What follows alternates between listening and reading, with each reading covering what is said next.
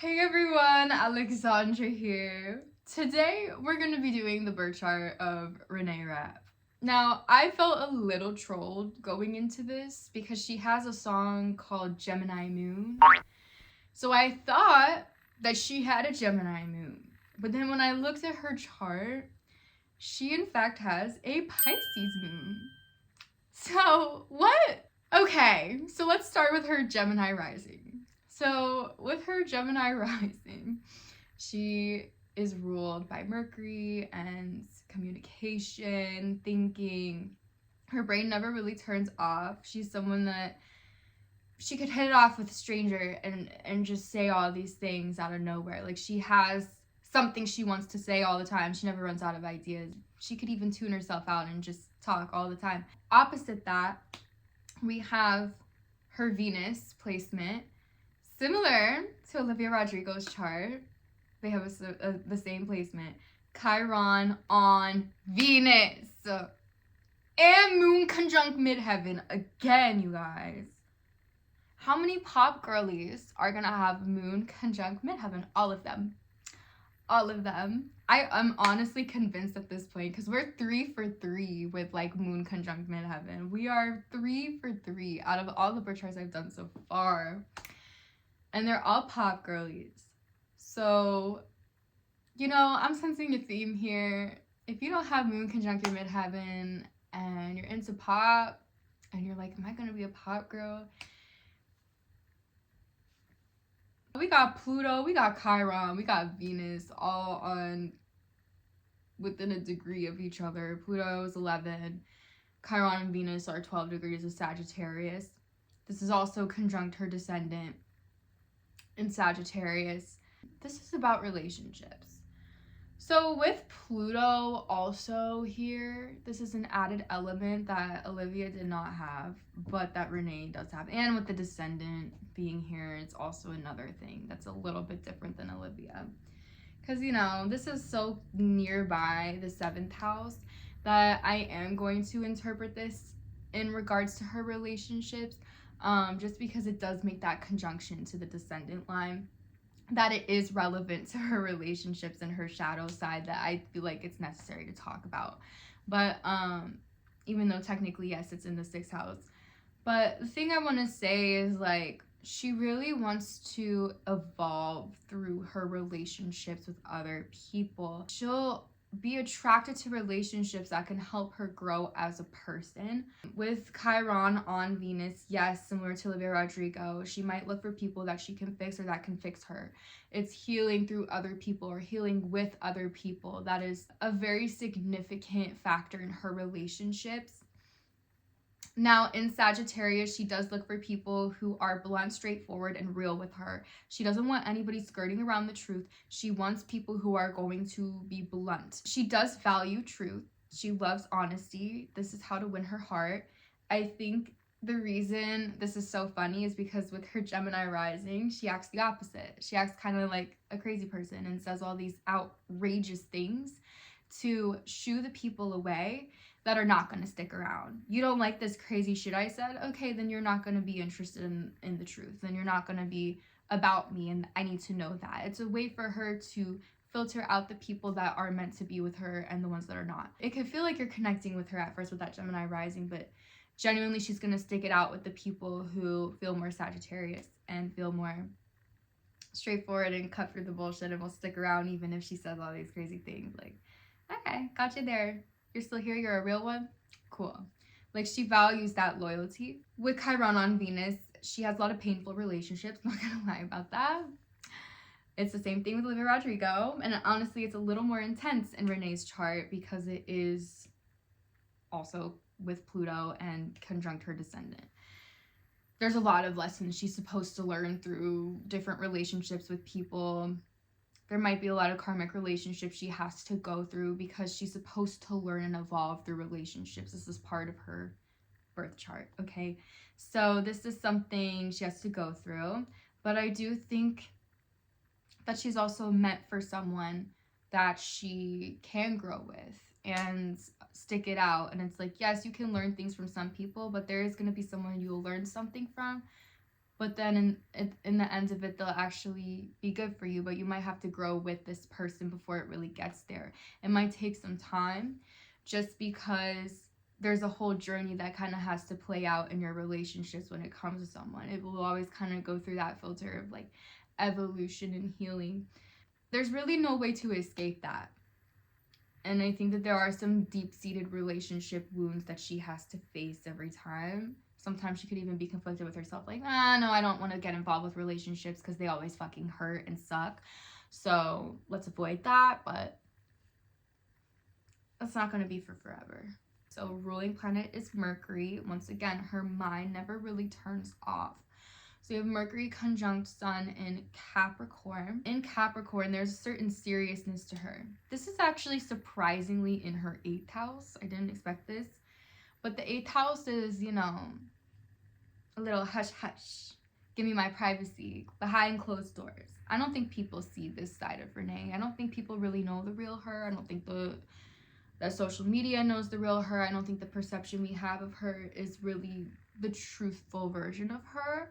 I would say that there is a more secretive side to her that is just more serious and less entertaining and just chill as fuck. Like, Capricorn can be chill, right? Capricorn can even be boring. And it's like, it's funny because I just feel like Capricorn and Gemini are so different, but they're different sides of her personality. It's like, yeah, when I have to be social, I can do it. I can turn it on. But then, like, I prefer to really just turn it off and be with my closest relationships. Those are the people who know me. Or just be alone in general in privacy, because that's where I feel most safe to be myself. Because she doesn't really want to have to turn it on all the time. As a performer, that can be exhausting. You know, you go on stage, you perform a show, you come back home, and you just want to just be and just exist as a person. Now, drama can follow her around, but the way that she would deal with it would be like, it's not worth it. I don't care. Who are you? And who are you? You know, Capricorn is very like self-righteous in that way, but we have to talk about the dark side of Capricorn too, because it is in a shadowy house, like the 8th house of darkness and you know, our dark side. But like, I don't necessarily think that's a bad thing, because, you know, it's just her way of dealing with things. Just kind of like, and who the fuck are you? So sometimes she can come off stuck up to people because of this. It's honestly because she just can't be bothered. Like, there's just such an unbothered quality to who she is. And I think it gets a little bit misconstrued. She is very serious about her ambitions and her work. I don't really think she does it for fame. She's just ambitious naturally, and it just gets her where she goes. Like, do I think she intentionally was famous and was like, I'm gonna be famous? Honestly, with that Gemini rising, maybe she said it as a joke until it eventually manifested. It does feel similar to Chapel Roan's energy, you guys, where she's like famous, kind of a joke a little bit. So once again, her moon is conjunct her midheaven. It's also on the same degree as her Mars. So yes, sex symbol for women, with the moon being it could be for men too, but because the moon is there, it's like, especially with like females, feminine energy. So her midheaven is actually Aquarius. It is rebellious, kind of doing the unconventional thing. We see her as somebody that kind of just does what she wants and doesn't really follow the rules. But then there's this part of her that is softer with this Pisces energy. That's why her songs feel so ballady, more emotional. But then there's this other side of her that is angstier, kind of similar to Olivia Rodrigo. We were talking about the Aquarius Pisces cusp with her as well. There's a lot of similarities in their charts, actually. It's kind of interesting. Obviously, we care about her emotions. We also care about her sexuality, because her Mars is conjunct her midheaven as well. So that's a little bit different than the other girls, because we're not really talking about the other girls' sexualities like that. But like, even if she wasn't, you know, like, even if she was straight, like, we would still care about her sexuality. We would still see her as a sex icon. You know, not to say we don't see the other girls as sex icons, but I just think it is stronger with Reneé Rapp. But also, yes, you're a sex icon, but also you're a pop girly at the same time. And it's like those two things just mixed together. Her sexuality is very much in tune with her feelings. I don't think that she could physically be with someone without feeling them emotionally. Like, those two things just always go together for her. Some people are not like that, by the way, which is kind of mind-blowing if you don't resonate with that and you're like, that's always how it is for everyone. But it's not, though. So her Jupiter is in Aries in the 11th house, and it is conjunct Eris. Eris is the goddess of discord. So there is this side of her that is like, fuck the patriarchy, feminist, and all that. But for some reason, it's hard for her to really access it. Eris conjunct Jupiter is like opportunities to rebel against the patriarchy. She is actually a leader. We could have her as a leader for this, but it's like she just doesn't know how to access it. It's intercepted. That's why I'm saying that, because all of this is intercepted. So it's like she doesn't really have the instincts of like, I don't know how to get there, you know? But what she can do is be part of the revolution of our generation in Aquarius, because she does have like Uranus in Aquarius, South Node in Aquarius, Neptune in Aquarius. You know, she has a few placements there, so she can compensate for that there. Like, yes, people see her, because this is in her 11th house, they see her as this like feminist icon, but she's like, but I don't really know how to completely do that. There's something that she doesn't know. It's like she doesn't know how to fight. It's like she doesn't know how to be super direct and confrontational. But I do think that she is rebellious and Aquarius energy. Leo energy too helps with that by stepping into entertainment and expressing herself. I also think she might be a little socially awkward as well. Like, she doesn't really understand fame. Like, there's a certain like awkwardness of fame a little bit. Just gonna be honest. It kind of feels like she doesn't really know how to network. Can I just be close with the people that I know? Can I just be myself with those that are closest to me? Because remember, she's an 8th houser. She cares about intimacy and closeness with other people, but she's famous, so it's kind of a contradiction. So it's like, you know, she really does care about spending her time with the people that matter more than she cares about her public image. It's like, the flame goes and then it goes back away. Like, what is that? It burns bright and then it's gone. Like, burns bright, burns out faster, whatever the fuck they say. I don't remember the phrase, but that's how she feels about fame. That's what happens, is like, I can't control that. Figuring out how to continue being famous is like trying to figure out the Instagram algorithm and being perfect every time. Like, it's just not fucking possible, and I don't care. Like, I care about other things in life. I care about my relationships, and I know what I am intentionally in my career. Like, I know what I want to represent, and I know what I want to express in the world, whether that's about sexuality or it's about my feelings.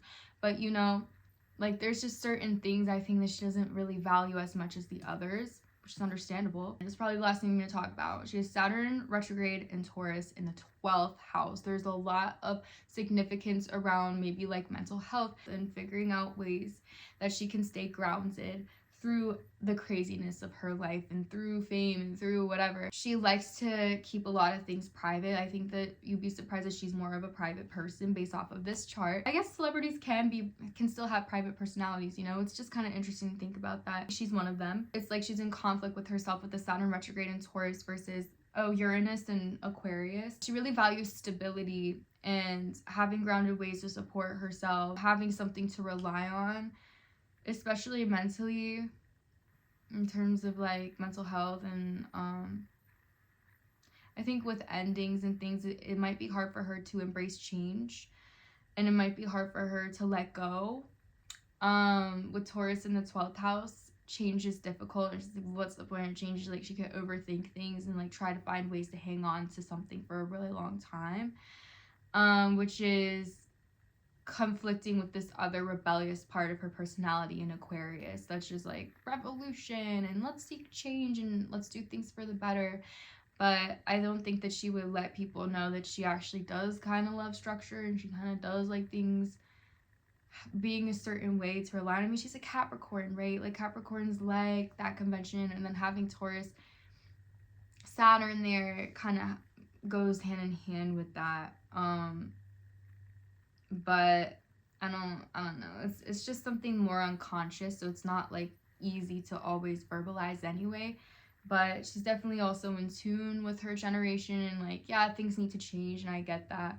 But then I was also conflicted about like, but low-key, like, can we have a sense of order, please? Because we don't have it, and I really fucking need that. Those are the important parts of her chart, anyway, that I think are the most significant. Let me know what your thoughts are down below. And next time I'm gonna do a reading on a relationship. We could do any type of relationship. We could do romance, we could do friendships, we could do any type of duo at all. I just want to show you guys how I read synastry charts so that I can start selling them.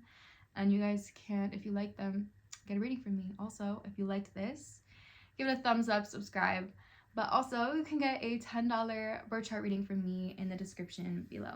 Bye!